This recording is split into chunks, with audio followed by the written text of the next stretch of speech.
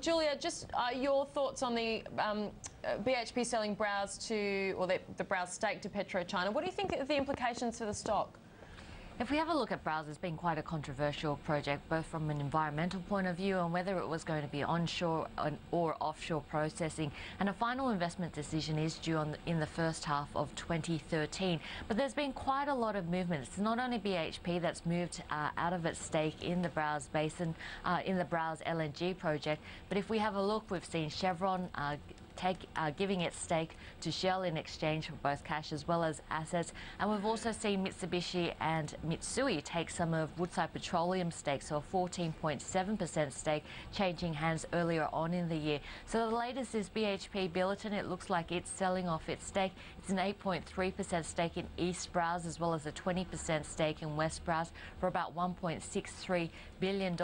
All up, I don't think this is a huge deal for BHP. It is concentrating on some of its larger projects. But if we have a look at the shares, BHP shares doing very well today, up by 1.1% on the open. And of course, we've seen BHP shares reaching a 6-month high. So it does look like this stock is in a short as well as a medium-term uptrend, and that really bodes well for the Australian share market. In 2012, we've wanted to see the materials sector running upwards to help support the index, and it does look like that's now coming to fruition. So BHP announcing this sale, but also having a good night in London as well as the US, and the shares reaching a 6-month high.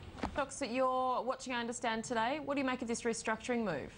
Well, we know that GWA has been under pressure. This is a company that looks at supplying fixtures and fittings, such as bathroom fittings, and it's really been hit by two things. First of all is the softness that we've seen in construction markets, especially residentially, and really what we want to see for GWA is an uptick in building approvals and a strong uptrend in building approvals. Secondly, the high Australian dollar means that imports become much more attractive. So when you go to Bunnings and you're looking at a GWA product or an imported product, well, the imported product is cheaper, and of course there's not a lot of brand loyalty when it comes to things like bathroom fittings. So altogether it does look like GWA looking at a restructure, and this is all about cost savings at a difficult time for the business. So they are looking at trying to boost operating cash flow by about $4 million a year through these savings. So and the commentary is quite important as well. GWA coming out to say that they have seen improvements in October and November, and that compares to a very weak first quarter that we saw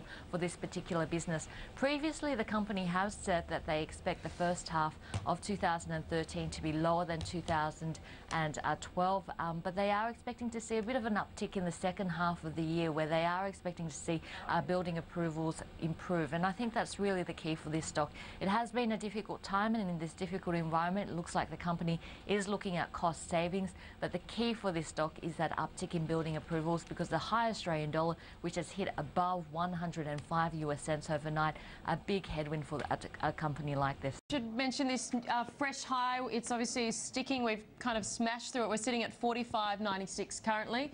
The previous high 45.81. So where to next, Julia Lee? It's a fantastic day for the Aussie share market. We've seen a high for 2012, and if we have a look at the previous year's high, it's at 4,976 points. So all up, if we have a look at the one-year chart for the Australian share market, it's looking great at the moment. This is what it looks like. So it does look like the bottom for the year, very much seen in June. We've seen a new high today. So there's not much in between now and 4,976 points technically. So 2013 looks like it's shaping up to be a good year for the Australian market. We have seen some good leads for the Aussie share market today. The US was up by 0.7%.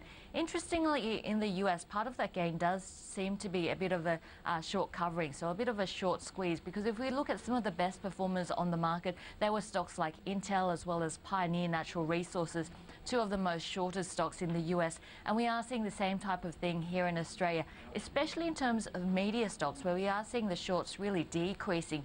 Back in June, Fairfax had short positions of 13.7% of its stock. We're now seeing it back to 11.8%. Seven West Media was 3.7% back in June. We're now seeing it at 2.4%. So it does look like a bit more positive sentiment towards those media companies, but unfortunately on the retail side we have seen shorts building. So Myer, Harvey Norman, JB Hi-Fi, we've seen short positions building there since June. So all up, it should be a pretty good day on the Australian share market. Some fantastic leads, and technically looking pretty good for the Aussie share market.